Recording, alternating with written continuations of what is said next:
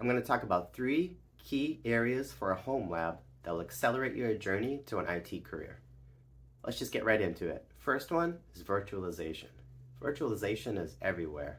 So of course, experiencing a virtual environment has all sorts of benefits. Something like running VirtualBox on an already existing computer gives you experience of all the operating systems that are out there, all different versions of Linux, Fedora, Linux Mint, Ubuntu. But the real benefit of virtualization is running a Type 1 hypervisor or a bare metal hypervisor.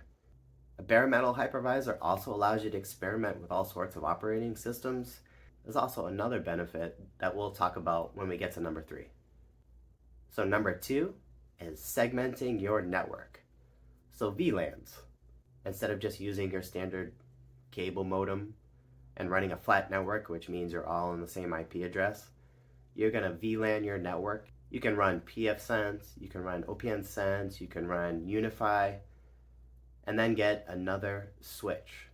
With this allows you to learn VLANing, learn access ports versus trunk ports. This allows you to learn firewall rules and how the traffic interacts with each other. This really allows you to learn networking. And if you don't have those options, you can use Packet Tracer is a great piece of software that virtualizes a network. It mimics a network. So you can set up as many switches as you want. You can set up routers.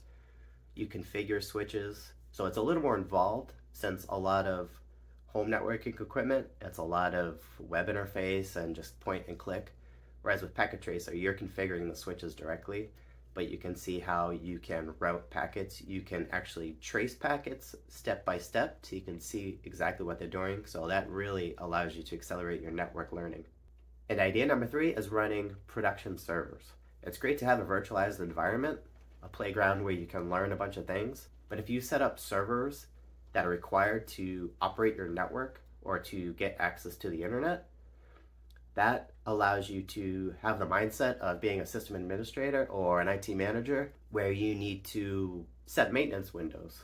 You can't run patches on, say, a Pi-hole server that gives you access to the internet if everybody wants to watch Netflix. So you need to coordinate maintenance downtimes, figure out when it's a great time for you to patch, and go through and patch. So the other benefit of a bare metal hypervisor, like running a node with Proxmox, is now you have to set maintenance windows for your node, your main virtual machine, because it's going to bring down all your servers at the same time. So what's the best time for that to happen? Which also builds on that experience, because if you don't want to lose your internet, now you can set up another node, create a Proxmox cluster, have a backup Pi-hole. So when you're patching one node, you can run the other Pi-hole server, you don't lose any internet, and now you have the benefit of failover, high availability, lots of planning that goes on, lots of building your IT experience.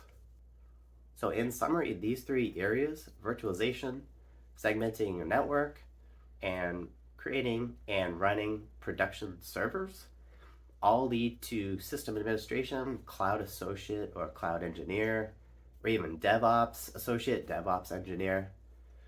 So virtualization, you're getting experience on all sorts of operating systems. You can run all sorts of different software. VLANing your network, you're learning networking, which even if you're in the cloud or if you're on-prem, everything involves a network.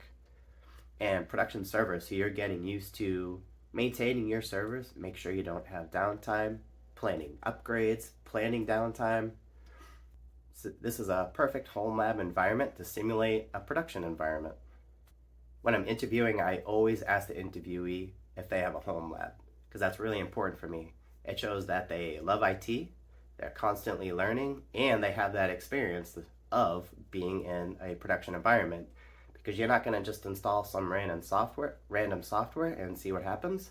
You're going to take a snapshot, you got to plan a maintenance window, and make sure that you don't have that downtime, because last thing you want is yourself or a family member to come at you and say, I cannot watch Netflix, what is going on?